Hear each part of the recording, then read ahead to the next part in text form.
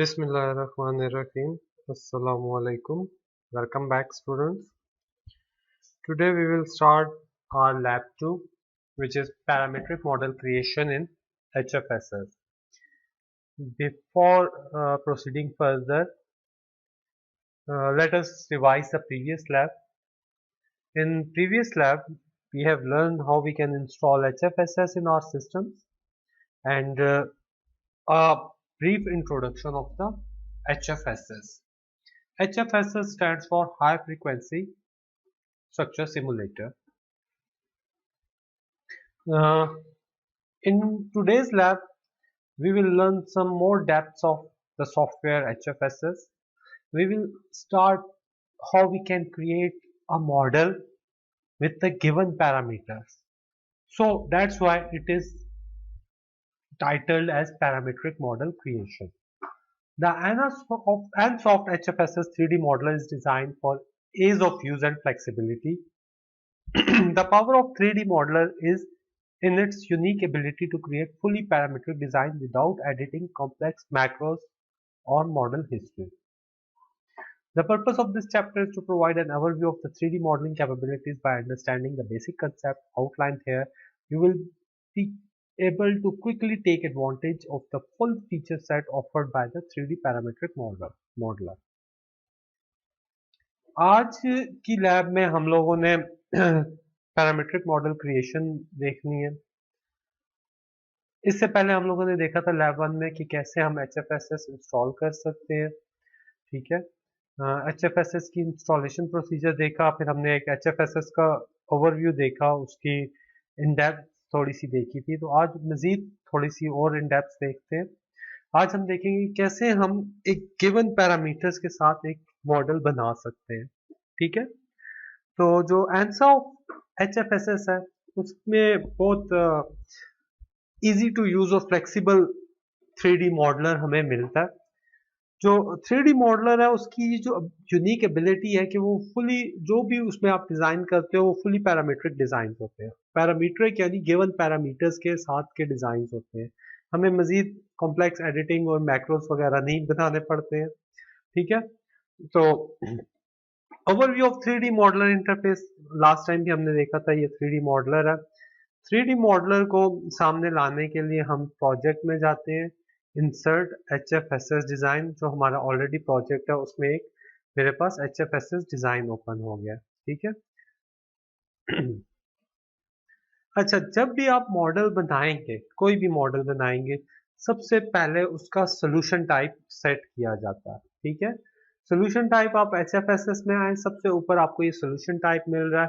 इस वक्त हमारे पास सोल्यूशन टाइप ड्रिवन मॉडल है, हम ड्रिवन मॉडल ही रखेंगे। ड्रिवन टर्मिनल हम नेक्स्ट लैब में हम UHF प्रोब की एक डिजाइनिंग करेंगे, उसमें हम सोल्यूशन ड्रिवन टर्मिनल रखेंगे। तो तब आपको क्लियर हो जाएगा कि किस सिनेरियो में हमें ड्रिवन टर्मिनल और किस सिनेरियो में हमें ड्रिवन मॉडल रखना पड़ता है।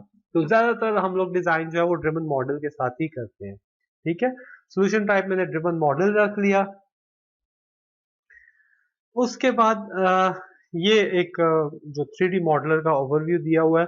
थोड़ी देर में हम एक बॉक्स बना के उसको देखेंगे कि कैसे होता है।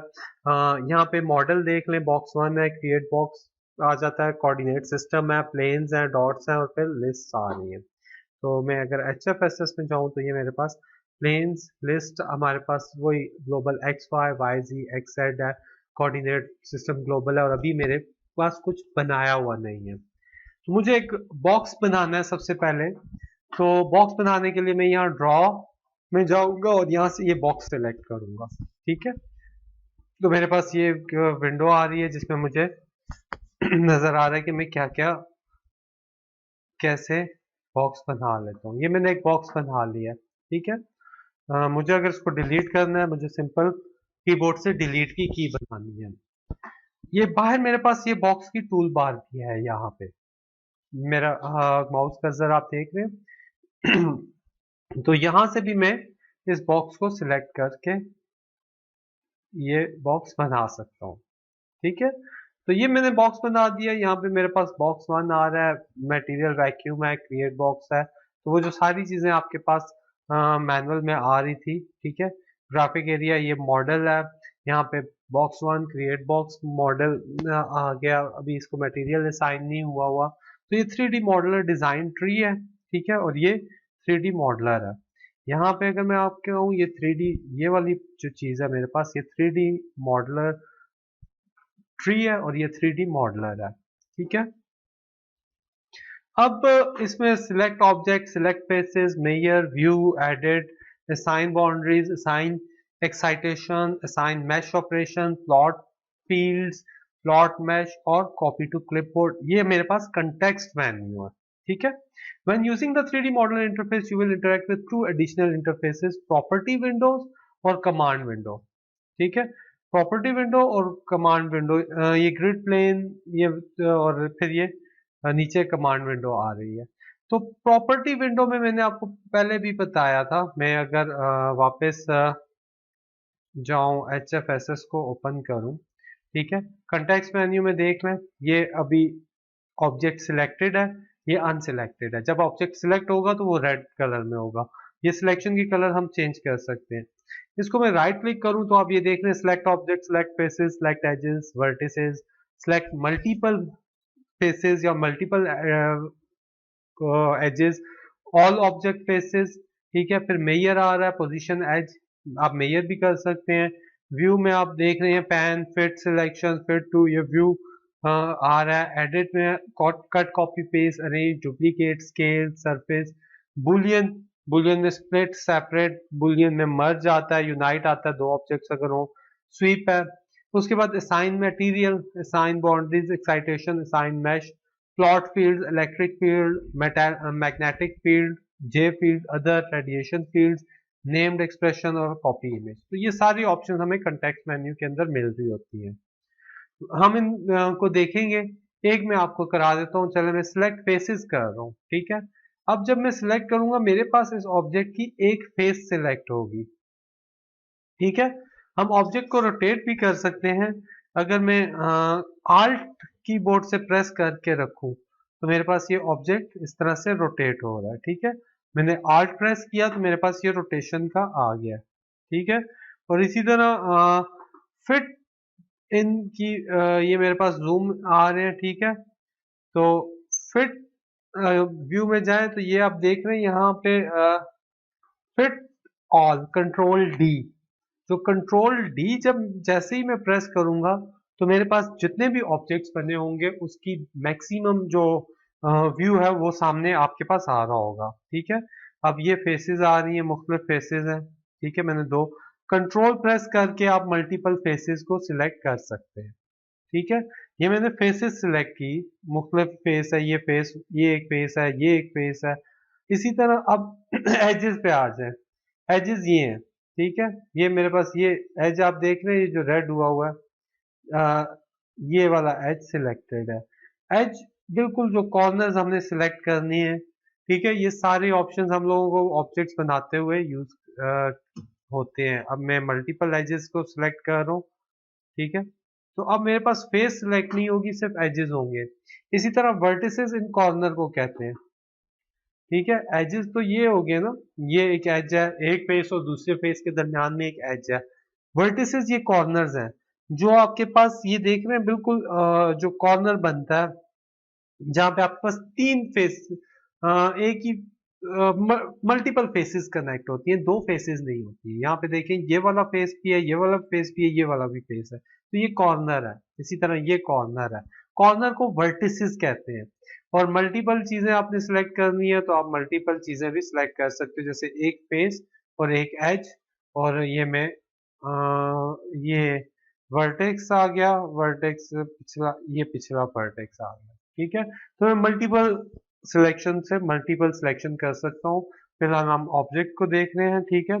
कंट्रोल डी प्रेस किया मैंने, वो उसी लेवल से सामने हो गया, ठीक है। कंट्रोल डी से मेरे पास बेस्ट फिट इन आ जाता।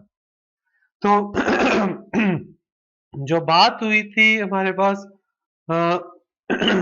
कमांड विंडो की, ठीक है। मैनुअल में अगर मैं आऊं तो मैनुअल में हमारे पास ये प्रॉपर्टीज विंडोज और कमांड विंडो, तो ये दो प्रॉपर्टीज विंडो और कमांड विंडो आते हैं। ये प्रॉपर्टीज टैब देख रहे हैं, एट्रीब्यूट और कमांड। अच्छा, अब मेरे पास HFSS में एक ऑप्शन आती है, ठीक है, कि जैसे ही मैं ऑब्जेक्ट को ड्रॉ करूं मेरे पास ये प्रॉपर्टीज ओपन हो जाए, ठीक है। ये चीजें मैं जाके डिजाइन प्रॉपर ये HFSS के प्रेफरेंसेस में मैं जाके ये सेट कर सकता हूँ, ठीक है। ये ऑप्शंस आ रहे हैं, जनरल HFSS, जनरल ऑप्शन है, HFSS ऑप्शन है, रिपोर्ट है, फील्ड है, ये मॉडलर ऑप्शंस आ रहे हैं, ठीक है। मॉडलर ऑप्शंस में ये यहाँ पे आप ये ऑप्शंस देख रहे हैं, ठीक है। Automatically cover close polyline, automatically switch face, ये सारे ऑप्शंस आपके पास आ रहे हैं। तो क्लोन ऑब्जेक्ट, ठीक है, टूल ऑब्जेक्ट, ये सारे क्लोनिंग के आ रहे हैं। डिस्प्ले के ये सारे ऑप्शंस आ रहे हैं, हाइलाइट्स हैं, ये अब ऑब्जेक्ट डिफॉल्ट कलर ये है, सिलेक्शन कलर ये है, ठीक है। ड्राइंग में आप जाएं, ये स्नैप मोड आ रहा है कि ग्रिड, वर्टेक्स, एज, सेंटर, इससे करें।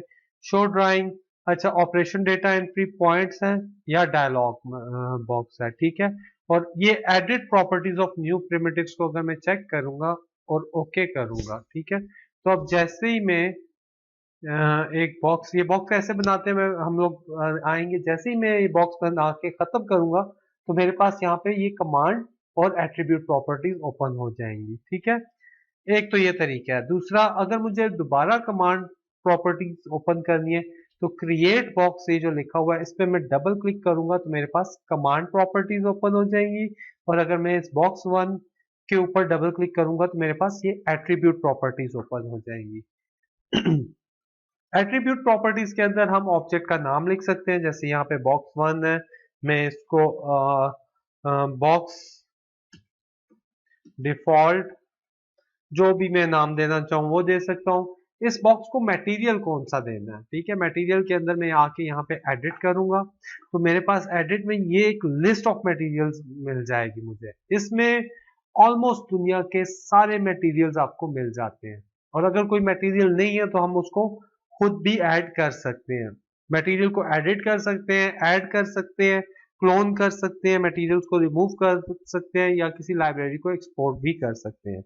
मसलन अभी मुझे जो बॉक्स बना रहा हूँ, सपोज मैं वो गोल्ड का बना रहा हूँ या कॉपर का बना रहा हूँ, तो मैं कॉपर पे क्लिक करूंगा, ये मेरे पास कॉपर आ रही है, ठीक है। इसकी रिलेटिव परमिटिविटी, इसके जो बाकी parameters, dielectric constant, magnetic field, वो सारे बाय डिफॉल्ट आ जाएंगे और इसको मैं ओके करूंगा तो इसमें मटेरियल में कॉपर आ रहा है। Orientation with respect to global coordinate system है, लैब वन में हमने एक कोऑर्डिनेट सिस्टम पढ़ा है। मॉडल को अगर आप ऑफ कर देंगे तो ये मॉडल आएगा ही नहीं सामने। डिस्प्ले वायर फ्रेम हम ऑन करके देखते हैं, मैं फिर बताता हूँ कि डिस्प्ले वायर फ्रेम क्या होगा। कलर्स को अगर आपने एडिट करना है सिलेक्शन को तो वो कलर्स की आपके पास आ जाती है। ट्रांसपेरेंसी आपने सेट करनी है कि कितना ओपेक हो या कितना ट्रांसपेरेंट हो, इसके बीच में आप ये स्लाइड कर सकते हैं। आप देख रहे हैं पीछे कि मेरे पास कैसे ट्रांसपेरेंसी सेट हो रही है, ठीक है। फिलहाल हम ओपेक रखते हैं, डिस्प्ले वायर फ्रेम को ओके करके ओके करते हैं। अब डिस्प्ले वायर फ्रेम में ये हुआ कि जब पहले मैं अनचेक करता था तो यहाँ पे वो बॉक्स को नीला कलर आ जाता था, ठीक है। अब मुझे बॉक्स ट्रांसपेरेंट नजर आ रहा है, मुझे सिर्फ उसके एजेस नजर आ रहे हैं। जैसे मैं इसको सिलेक्ट करूंगा मेरे पास ये पूरा सिलेक्ट होगा, जैसे ही मैं इसको अनसिलेक्ट करूंगा मुझे एक हॉलो बॉक्स नजर आ रहा है। मगर पहले क्या था, पहले इस पे कलर आ रहा था, ठीक है। तो डिस्प्ले वायर फ्रेम से ये है। अब क्रिएट प्रॉपर्टीज पे जाते हैं। क्रिएट बॉक्स पे मैं डबल क्लिक करता हूं तो ये कमांड प्रॉपर्टीज आ रही हैं, ठीक है। सबसे पहले पोजीशन, इस ऑब्जेक्ट की position with respect to global coordinate system, ये जो कोऑर्डिनेट सिस्टम है ये है, इसमें एक्स वाई जेड है और यूनिट अभी मेरे पास मिलीमीटर, एक्सक्यूज मी। तो पोजीशन मेरे पास इस वक्त एक्स कोऑर्डिनेट भी जीरो है, वाई भी जीरो है, जी भी जीरो है। तो मैंने बिल्कुल ओरिजिन से ये ऑब्जेक्ट बनाया था तो इसलिए एक्स भी जीरो है, वाई भी जीरो है और जी भी जीरो है। अच्छा, अब एक्स जीरो से 0.7 यूनिट मिलीमीटर तक आगे आया है, वाई जो है वो 0 से 1.1 मिलीमीटर है, ठीक है। यानी इसकी विड्थ, लेंथ और हाइट आ गई है। विड्थ इसकी 0.7 है, लेंथ इसकी 1.1 है mm है और हाइट इसकी 0.8 है, ठीक है। तो ये मेरे पास चीजें जो है ये कमांड प्रॉपर्टीज से सेट होती है। ग्रिड प्लेन, अब अगर मैं यहाँ पे मूव करूंगा तो मेरे पास ये ग्रिड प्लेन नीचे आ रहा होता है, ठीक है। ग्रिड प्लेन अभी आ रहा था यहाँ पे, वो आपने देखा था कि वो गायब हो गया। तो यहाँ पे अभी मेरे पास ग्रिड प्लेन नजर भी नहीं आ रहा। व्यू में अगर आप जाएं तो आपके पास ये सारे आ रहे हैं, ठीक है, ऑप्शंस आ रहे हैं। तो grid setting, ruler coordinate system, ये मुझे अगर सेटिंग करनी है तो मैं इसको सेट कर सकता हूँ, ठीक है। या नीचे ग्रिड प्लेन इस जगह पे आ रहा होता है। यहाँ से अगर मैं देखूं तो ये सारे मेरे पास टूल बार्स आ रहे हैं। बहरहाल यहाँ पे नीचे ग्रिड प्लेन आता है। जैसे हम मूव करते हैं, मैं ऑब्जेक्ट जब बनाऊंगा ग्रिड्स के थ्रू तो फिर आपको बताऊंगा कि ग्रिड्स कैसे हम एडजस्ट करते हैं, ठीक है। To simply creation of structural primitive, a grid drawing plane is used. The drawing plane does not anyway limit the user to two-dimensional coordinate, but instead it is used to guide to simply the creation of structure. ठीक है। Grid plane जब आप draw पे करते हैं तो ये appear होता है, ठीक है। ये एक्टिव कर्सर पोजीशन आ रही है। ये मैं अभी सारा बताता हूँ। तो creating and viewing a simple structure, तो set the grid plane, create the base shape of the object, set the height, ठीक है। तो ये एक सिंपल जो प्रोसीजर है वो ये है, set the grid plane. Grid plane को भी मैं बताता हूँ जब मैं एचएफएसएस में जाऊंगा कि ग्रिड प्लेन को आप कैसे सेट करते हो, ठीक है। Create the base shape of the object और सेट द हाइट, ये सारे प्रोसेस हम करते हैं। तो जब हम ग्रिड प्लेन सेट करेंगे, ठीक है, बॉक्स, हम एक बॉक्स करेंगे, तो ग्रिड प्लेन में सबसे पहले define the start point of the base rectangle, ठीक है। हमने सबसे पहले बेस डिफाइन करनी है। फिर define the size of base rectangle, हमने बेस रेक्टेंगल का साइज डिफाइन करना है कि उसकी लेंथ विड्थ कितनी है। फिर हम लोगों ने define the height of the box, third point पे हमने बॉक्स की हाइट डिफाइन करनी है। अभी तो मैंने माउस से बनाया था, अगर आप देखें तो ये बेस रेक्टेंगल ही है, ठीक है। बेस रेक्टेंगल में आपके पास हाइट नहीं है, आपके पास इसकी लेंथ है और विड्थ है, ठीक है। कि इसकी लेंथ क्या होगी, इसकी विड्थ क्या होगी। तो ये पॉइंट वन जो है ये बेस स्टार्टिंग पॉइंट है। पॉइंट टू आपके पास ये आ जाएगा लेंथ विड्थ सेट होके, और पॉइंट थ्री आपके पास हाइट के पास आ जाएगा। और ये मेरे पास ग्रिड प्लेन है, और नीचे ग्रिड प्लेन अभी मेरे पास यानी एक्स वाई वाई जी या वाई जेड भी आप सेट कर सकते हो। फिलहाल ये एक्स वाई पे सेट हुआ है, ठीक है। तो ये अब हम बनाते हैं ग्रिड प्लेन के थ्रू, ठीक है। जैसे ही मैंने ये ड्रॉ पे क्लिक किया, ठीक है, ड्रॉ बॉक्स पे क्लिक किया, मेरे पास यहाँ नीचे ये देख रहे हैं, ये मेरे पास ग्रिड आ गई है। मैं अब यहाँ पे जीरो, ठीक है, y में भी जीरो और z में भी जीरो। तो अब आप देखोगे कि ये जो पॉइंट मेरे पास यहाँ पे ये जो दरमियान में इधर नोट कीजिएगा, ये दरमियान में बिल्कुल मेरे पास पॉइंट की पोजीशन आ जाएगी, ठीक है। अभी ये पॉइंट इधर है, तो मैं जीरो, ठीक है, जीरो और जीरो, जीरो जीरो जीरो तीनों में एंटर करने के बाद जैसे ही मैं कीबोर्ड से ये एंटर की प्रेस करूंगा, मेरे पास ये पोजीशन लॉक हो जाएगी। और अब मेरे पास यहाँ पे dx, dy और dz लिखा आ रहा है, means change in x, change in y और चेंज इन z। तो x मेरे पास लेंथ है, ठीक है, लेंथ मैंने 4 सेट कर दी। ये आप देख रहे हैं कि ये जो x एक्सिस के ऊपर पिंक कलर की एक लाइन बन गई है, ठीक है। y मैंने 6 सेट कर दिया। फिर मैंने एंटर की प्रेस की, तो मेरे पास अब पॉइंट 3 है, ठीक है। पॉइंट 3 में मुझे dx नहीं देना, dy नहीं देना, सिर्फ dz में इसकी हाइट डिफाइन करनी है। हाइट में 5 करता हूँ। जैसे ही मैं एंटर करूंगा मेरे पास एक ऑब्जेक्ट बन जाएगा। अब मैंने क्योंकि वहां से शो प्रिमिटिव्स और प्रॉपर्टीज ऑफ न्यू प्रिमिटिव्स, तो जैसे ही मैं ऑब्जेक्ट बनाऊंगा मेरे पास ये प्रॉपर्टीज खुल रही हैं। अब जो डिस्प्ले एरिया है वो ऑब्जेक्ट के लिए छोटा पड़ रहा है, तो आप कंट्रोल डी प्रेस करोगे तो आपके पास वो ऑब्जेक्ट फिट इन होके आ रहा है, ठीक है। कंट्रोल डी प्रेस किया तो मेरे पास ये ऑब्जेक्ट फिट इन होके आ रहा है। अब जो चीजें मैंने इसको दी थी आप देख लें वो वही है, एक्स में 4 है, वाई में 6 है और जी में 5 है। बेशक वीडियो को रिवाइंड करके भी देख लीजिएगा, हमने यही पैरामीटर्स ग्रिड प्लेन के थ्रू बनाए थे, ठीक है। और इधर ये आप देख रहे हैं जो एक्स वाई है, वाई जेड ग्रिड की पीछे सेटिंग देख रहे हैं, जो पहले एक्स वाई, ये एक्स और वाई इस प्लेन में है, ठीक है।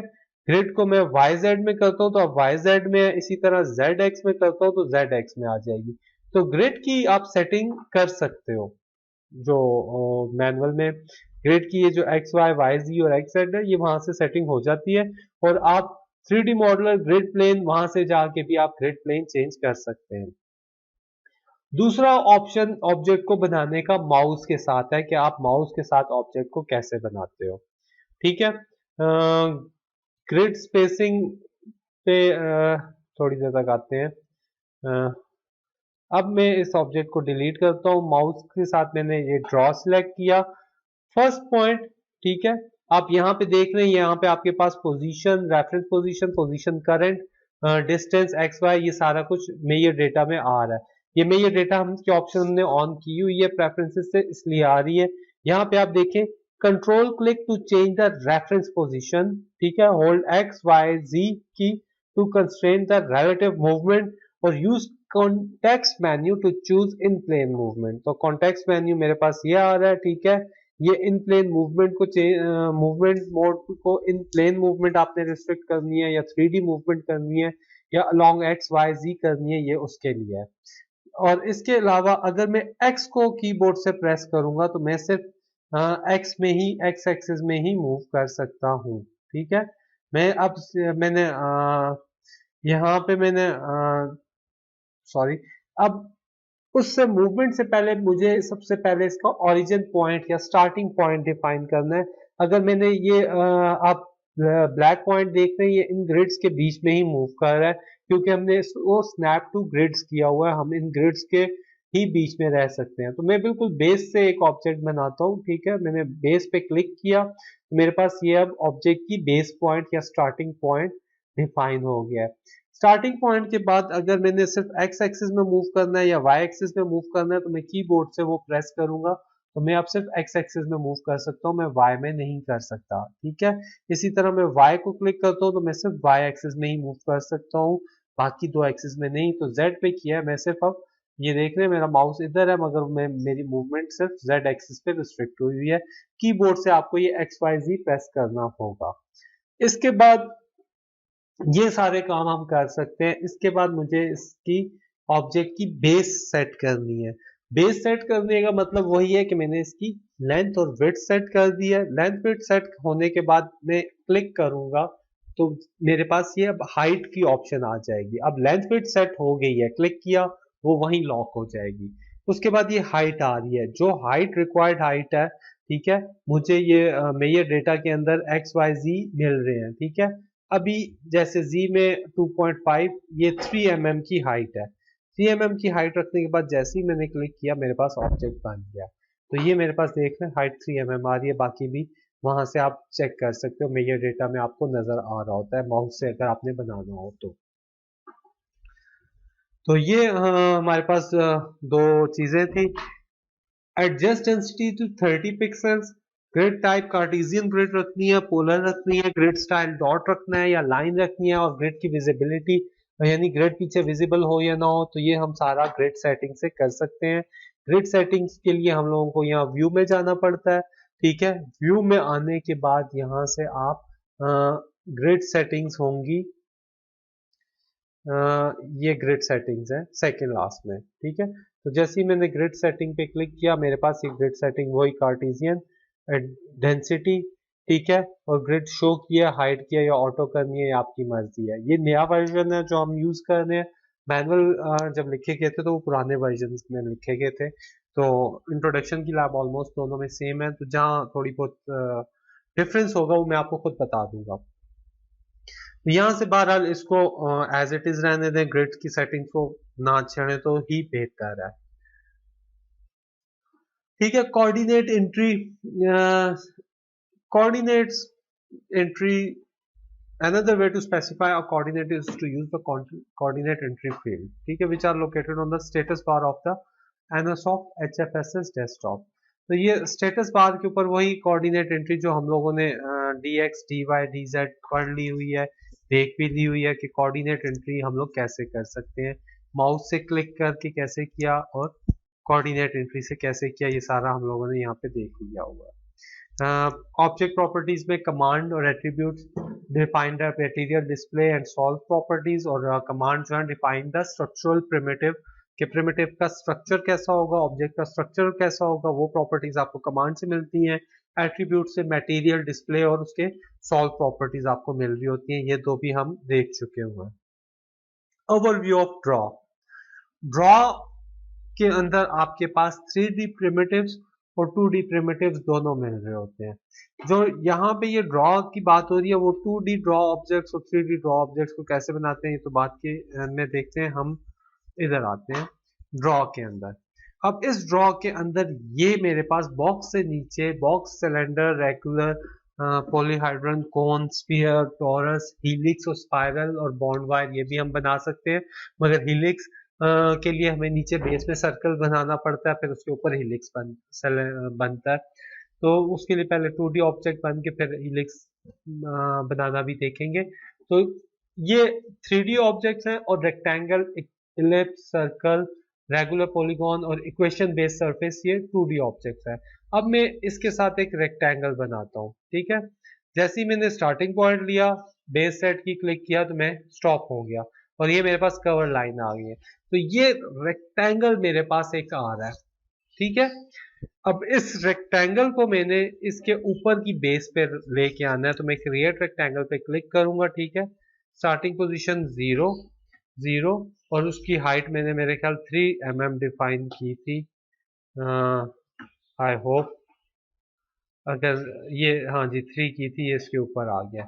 अगर नहीं पता चल रहा तो हम यहाँ से देख सकते हैं, इसमें 4 5 लेंथ विड्थ है और 3 हाइट है। तो बिल्कुल 0 से स्टार्ट किया था, हाइट इसकी 3 है, तो मैंने इसके बिल्कुल ऊपर ये रेक्टेंगल ला के रख दिया उसकी पोजीशन चेंज करके। तो वही क्रिएट रेक्टेंगल से मेरे पास ये इसकी स्ट्रक्चरल प्रॉपर्टीज आ रही हैं। अब पोजीशन 0 0 3 है, ठीक है। एक्स एक्सेस चेंज करना है, 4 करना है, ठीक है। वाई 5 करना है, तो वो भी मैं यहाँ से इनके साइज या चेंज कर सकता हूँ। मैंने ये प्रॉपर्टीज चेंज की है। ये नीचे बॉक्स है, ठीक है। बॉक्स के ऊपर मेरे पास एक रेक्टेंगल है। अब रेक्टेंगल जो है वो मेरे पास शीट्स के अंदर आ रहा है। 2D ऑब्जेक्ट्स शीट्स हैं, 3D ऑब्जेक्ट्स मेरे पास सॉलिड्स हैं, ठीक है। ये चीजें भी देख लें। ट्रू सरफेसेस वही circle, cylinder, sphere etcetera represented as true circles in various, these primitives would be represented as faceted objects। Circle, cylinder और स्फीयर इनकी फेसेस फेस्टेड ऑब्जेक्ट्स हैं, इसलिए इनको हम ट्रू सरफेसेस भी कहते हैं, ठीक है। स्नैप ग्रिड वही जो हम ग्रिड पे मूव कर रहे हैं, या हम ग्रिड पे मूव करेंगे या ग्रिड के वर्टेक्स पे और एजेस पे मूव करेंगे, ग्रिड के दरमियान में नहीं मूव करेंगे। तो ये स्नैप मोड भी हम सेट कर सकते हैं। स्नैप मोड भी ऑप्शन की आपको मिल जाती है ऊपर ऑप्शंस के अंदर। ऑब्जेक्ट को मूव करना है तो 3D मॉडलर मूवमेंट में जाके हम ऑब्जेक्ट को मूव भी कर सकते हैं। Control enter reference point set कर देता है, ठीक है। मगर जिस तरह मैंने अभी आपके सामने एक रेक्टेंगल को यहाँ से उठा के यहाँ मूव किया है यूजिंग स्ट्रक्चरल प्रॉपर्टीज, आप ये मेथड ही यूज करो। वरना ये राइट क्लिक करके मैं यहाँ जब ऑब्जेक्ट हम बनाते हैं तो हम मूवमेंट में जा चले जाते हैं। ठहरे मैं इसके अलावा भी मैनुअल में अगर आपको दिखाऊं तो हम मूवमेंट की प्रॉपर्टीज में चले जा सकते हैं, ठीक है। 3D मॉडलर और मूवमेंट, तो ये मॉडलर आ रहा है। मॉडलर के अंदर यहाँ पे मूवमेंट मोड आ रहा है, ठीक है। मूवमेंट मोड आपने in plane, out plane, along X axis, Y axis, जहाँ भी आपने करनी है आप वहाँ पे कर सकते हो, ठीक है। ये मैंने मूवमेंट मोड में हूँ। अब मैं इसको मूव कर सकते हैं, तो कंट्रोल प्लस एंटर, और अगेन गलत हो गया,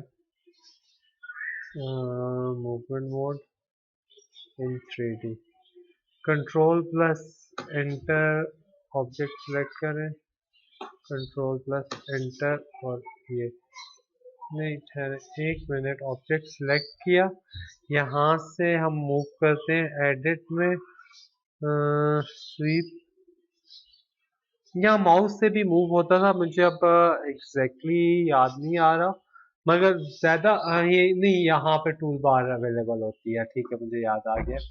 ये show selected object in all views, ये आपको नजर आ रहे हैं जूम के, ये आपके पास रोटेट के लिए, रोटेट अराउंड करंट एक्सिस, ये व्यू के आपके पास आ रहे हैं, ठीक है। ये मेरे पास लाइंस के हैं, ये मेरे पास 2D primitives हैं, ये मेरे पास 3D बॉक्सेस हैं। यहीं पे मेरे पास ये एक ड्रैगिंग आपको नजर आ रहा है, ये ड्रैगिंग है, ठीक है। ये मिरर डुप्लीकेट के लिए है, ठीक है। ये डुप्लीकेट अराउंड एक्सिस है या डुप्लीकेट अलोंग एक्सिस है, ये मिरर के लिए है, ये रोटेट के लिए, ये मूव के लिए, ठीक है। तो ये जो मूव है, जैसे ही मैंने इस पे क्लिक किया तो मेरे पास ये आ गया।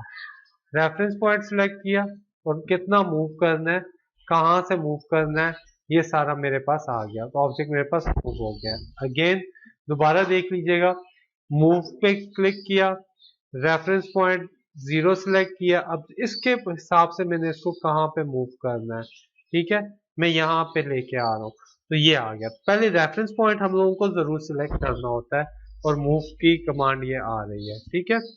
तो ये देखिए, ये मूव की कमांड इस पे आ रही है, अगर आप इसको डिलीट का प्रेस करूंगा तो वो उधर आ जाएगा पहले, फिर डिलीट प्रेस करूंगा तो मूवमेंट की कमांड मेरी खत्म हो जाएगी। तो मूवमेंट की जो भी कमांड्स आप इस पे करोगे तो वो आप सेव कर सकते हैं, ठीक है। 3D मॉडलर के अंदर आप मुख्तलिफ फाइल्स को इंपोर्ट भी कर सकते हो, ठीक है। और जिस तरह मुझे कोई ऑटो कैड की फाइल इंपोर्ट करनी है, मैं मॉडलर पे गया, इंपोर्ट में गया, तो आप ये देख रहे हो यहाँ पे ये सारी फाइल्स हम इंपोर्ट कर सकते हैं। 2D मॉडलर की फाइल्स है, 3D मॉडलर्स की हैं, एनसॉफ्ट है, लेगेसी 3D फाइल्स हैं, ऑटो कैड की फाइल्स हैं, इसी तरह नेस्ट्रेन, स्टेप, एसटीएल, अन यूनिक ग्राफिक्स फाइल्स हैं, और ऑल एनएसऑफ्ट फाइल्स जो आ रही है वो।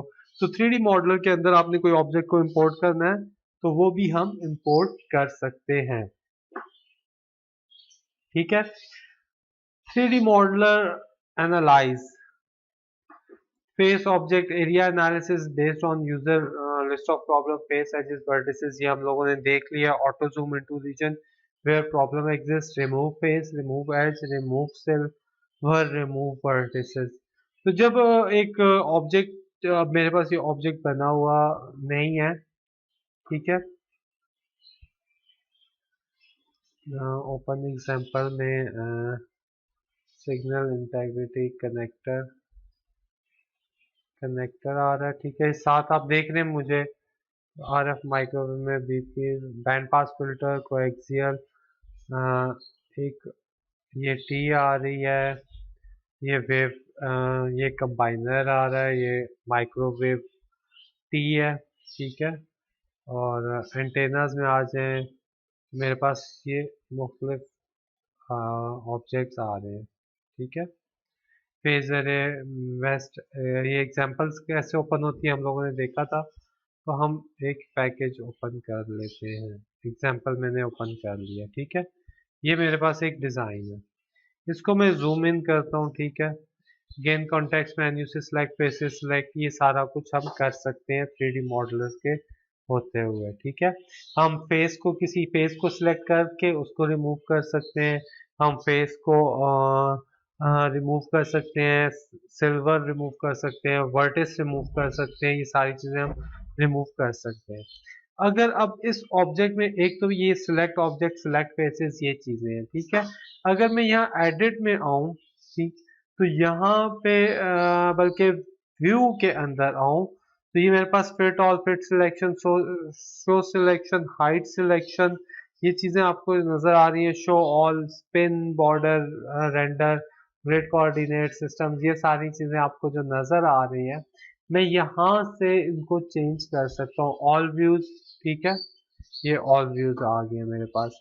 तो ये चीजें यहाँ से एट्रीब्यूट्स भी, हम बैकग्राउंड कलर वगैरह भी चेंज कर सकते हैं, रोटेट, पैन, जूम, क्लिप, ये सारे ऑप्शन आपको यहाँ पे मिलते हैं। ठीक है, शो सिलेक्शन ऑल आ रहे हैं।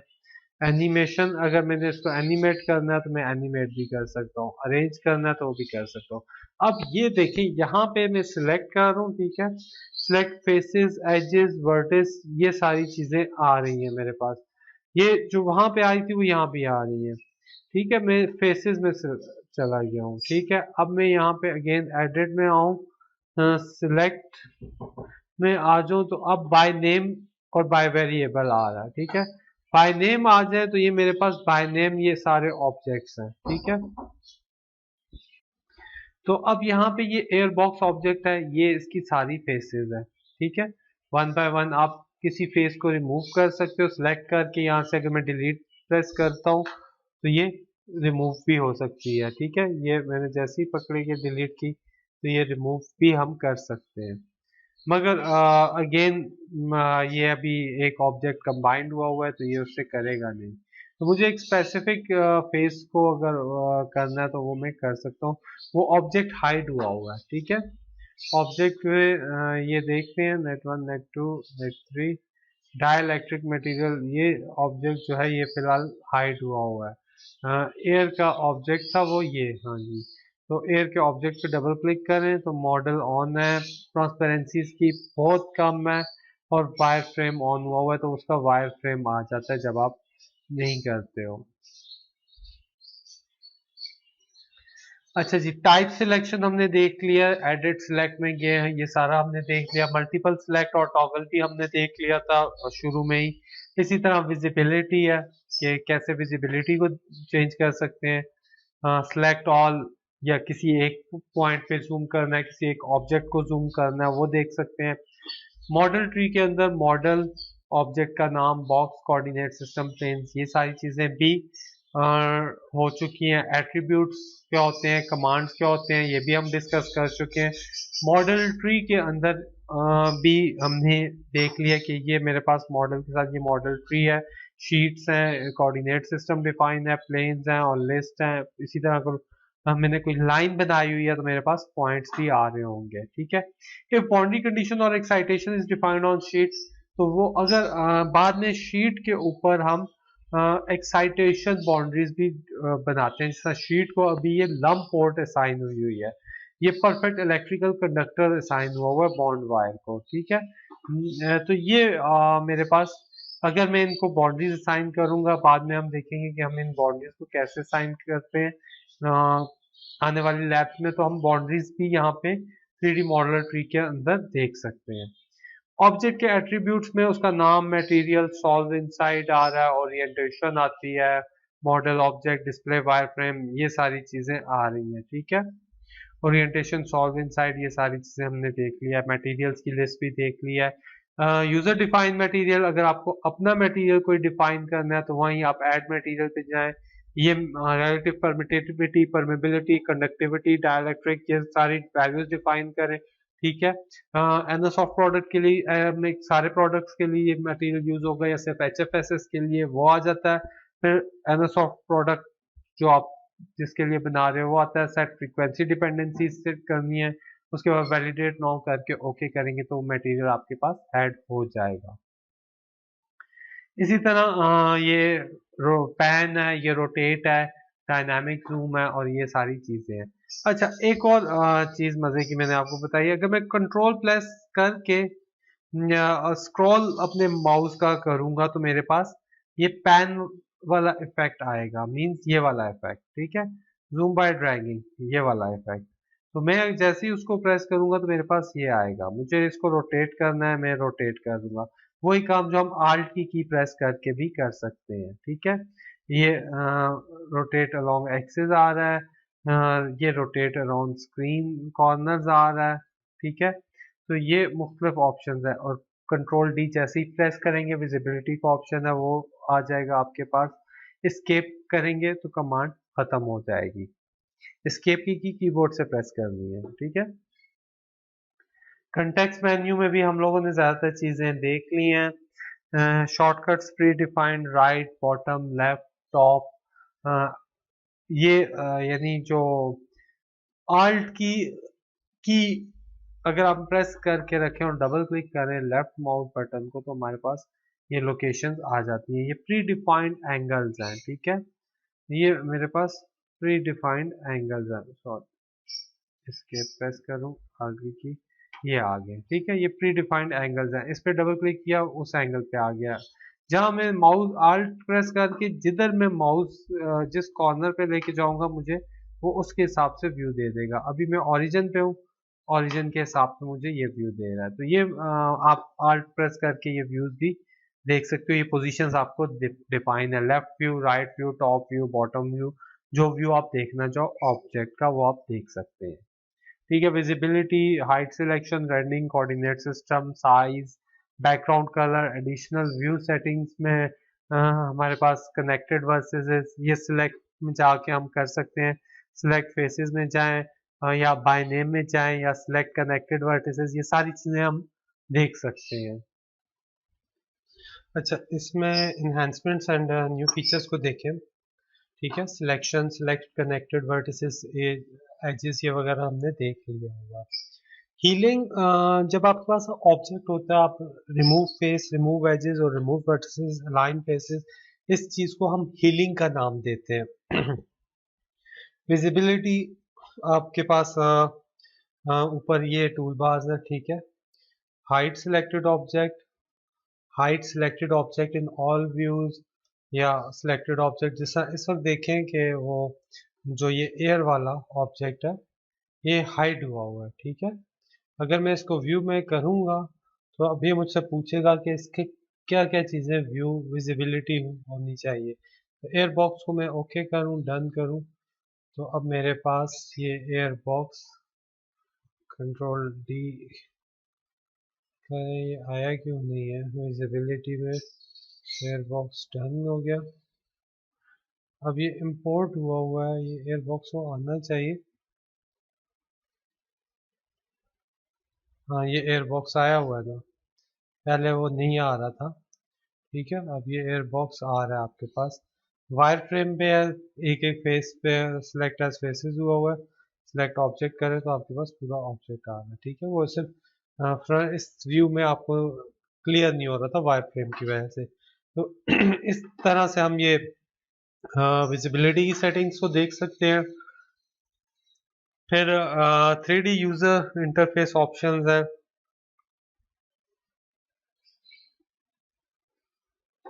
3D मॉडलर ऑप्शंस में हम लोग गए थे ऊपर, तो हम लोगों ने देखा था मॉडलर ऑप्शंस क्या होते हैं। इन मॉडलर ऑप्शंस को हम देखते रहेंगे। Move, rotate, mirror, offset, long axis, ये स्केल, ये चीजें भी हम लोग देख चुके हुए हैं। Combined objects by using Boolean operations. Unite, subtract, split, intersect, sweep, connect और section. ये हमारे पास Boolean operations होते हैं। दो ऑब्जेक्ट्स को जोड़ने के लिए यूनाइट होता है। Remove a part of primitive from another, तो उसके लिए सब्ट्रैक्ट होता है। सब्ट्रैक्ट हम जैसा फेस मैंने डिलीट करनी है तो मुझे सब्ट्रैक्ट करना है। इसी तरह स्प्लिट है, एक प्रिमिटिव को मल्टीपल पार्ट्स में डिवाइड कन्वर्ट करने के लिए आप स्प्लिट यूज करते हो, इंटरसेक्ट, और ये सारी चीजें आपको यहाँ से मिल जाती है। मैं न्यू प्रोजेक्ट में जो इस पैकेज को मैं क्लोज करता हूँ और जो हमने जो प्रोजेक्ट बनाया है उसमें अब इन दो चीजों को मैंने कंबाइन करना है। कंट्रोल प्रेस करके सिलेक्ट किया, राइट क्लिक करके मैं एडिट में आऊंगा, यहाँ बुलियन, और ये मेरे पास सॉरी ये सब्ट्रैक्ट है ये, क्योंकि दो एक 2D ऑब्जेक्ट है, एक 3D ऑब्जेक्ट है, तो वो नहीं होगा। जैसे मगर मैं इसको सब्ट्रैक्ट करता हूँ, ठीक है। अब ब्लैंक पार्ट और टूल पार्ट जिसको आपने करना है, जिस तरह इस बॉक्स में से मैंने इस रेक्टेंगल की शेप को सब्ट्रैक्ट करना है तो मैं ओके करूंगा। तो अब आप देखें कि मेरे पास वो सब्ट्रैक्ट हो गया है, ठीक है। और अगर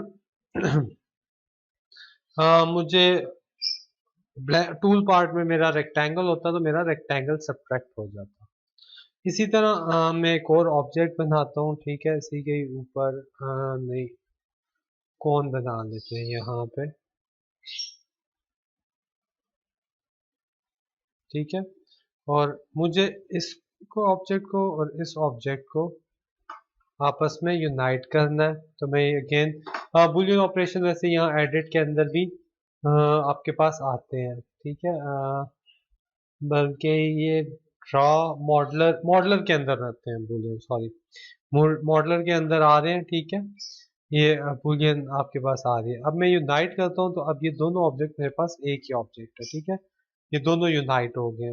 तो इस तरह से ये ऑपरेशंस हम परफॉर्म करते हैं, स्प्लिट, इंटरसेक्ट, स्वीप, कनेक्ट के भी। इनकी डिटेल आगे लिखी हुई है, आप इससे गो थ्रू कर लीजिएगा। हमारे पास टाइम, क्योंकि काफी लंबी वीडियो बन रही है, तो उस हिसाब से मुझे देखना है। कोऑर्डिनेट सिस्टम, ग्लोबल और रिलेटिव कोऑर्डिनेट सिस्टम। एक तो ग्लोबल कोऑर्डिनेट सिस्टम है, ठीक है, जो हमारे पास ये गिवन है। हम इसके हिसाब से लोकल कोऑर्डिनेट सिस्टम्स भी बना सकते हैं। एक आध दो लैब्स आएंगी जिसमें मैं आपको सिखाऊंगा कि हम कैसे ये रेफरेंस कोऑर्डिनेट सिस्टम्स बना सकते हैं, ठीक है।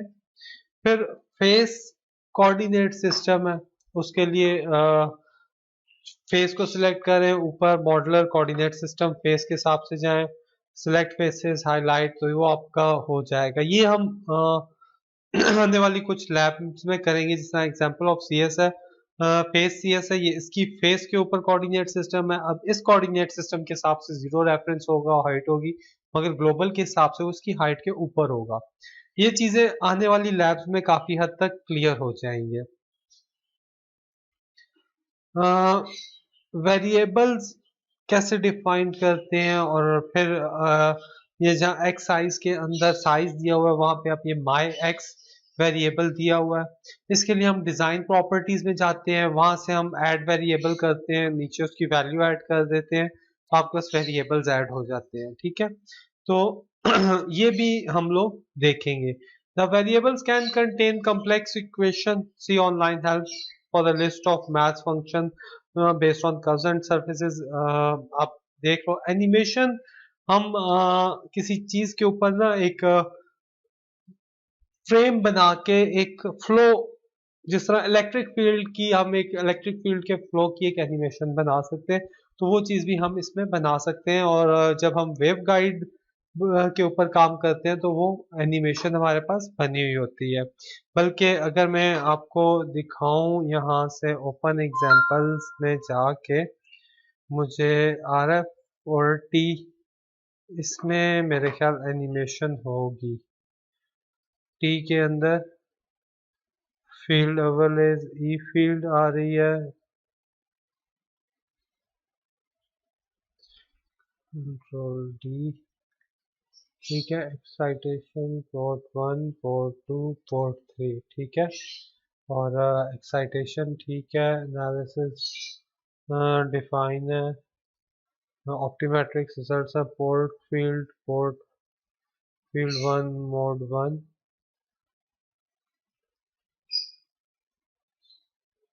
ई फील्ड अपडेट प्लॉट्स आ रही है, रेडिएशन नहीं डिफाइन है, टी डेफिनेशन। तो यहाँ पे इस चीज को हम एनिमेट कर लेते हैं, कर सकते हैं, ठीक है, वो भी हो जाता है। उसके लिए जब हम कोई ऐसा प्रोजेक्ट बनाएंगे उसमें मैं फिर वो एक इसी तरह की हम टीम बना लेंगे, और हम उसमें बाउंड्रीज वगैरह ऐड करेंगे। तो फिर उन बाउंड्रीज की जिस तरह ये मेरे पास फील्ड ओवरलेज है, यहाँ पे ये अभी नजर नहीं आ रही क्योंकि इसका एनालिसिस नहीं हुआ। इसको मैं अगर एनालाइज ऑल करूंगा तो फिर यहाँ पे ये मैग्नीट्यूड E1 आ जाएगा। Unable save to current simulation completed with execution error। इसको कहीं पाथ का थोड़ा सा मसला, मगर जब हम ये ई फील्ड बनाते हैं ना, तो यहाँ से हम इसको एनिमेट करवा लेते हैं, ठीक है। मॉडिफाई एक्सपोर्ट प्लॉट, यहाँ से ये ई फील्ड ओवरलेज और पोर्ट फील्ड ये एनिमेट होती हैं। अभी वो एनालिसिस कंप्लीट नहीं हो रहा, मगर जब कभी हम ये बनाएंगे तो हम उसमें आप देखोगे कि हम कैसे ये एनिमेशन एक चलती हुई के वेव्स यहाँ से जा रही हैं और यहाँ से निकल रही हैं, वो चीज़ हम इसमें बना सकते हैं। पैरामीट्रिक हो गया। Right click 3D model window and choose animate to preview the parameter depending on the quality of your graphic cards you have. तो अब ये 3D मॉडल विंडो पे अब राइट क्लिक करें तो यहाँ पे साइन मटेरियल आ रहा है, व्यू में आ रहा है वो, ये जो ये एनिमेट है, ठीक है। एनिमेट का आप डिजाइन पॉइंट से एनिमेट कैसे करते हो, ये स्टार्ट ऑन स्टेप कर रहे हो, ठीक है। तो ये अब ये एनिमेशन स्टार्ट है, ठीक है।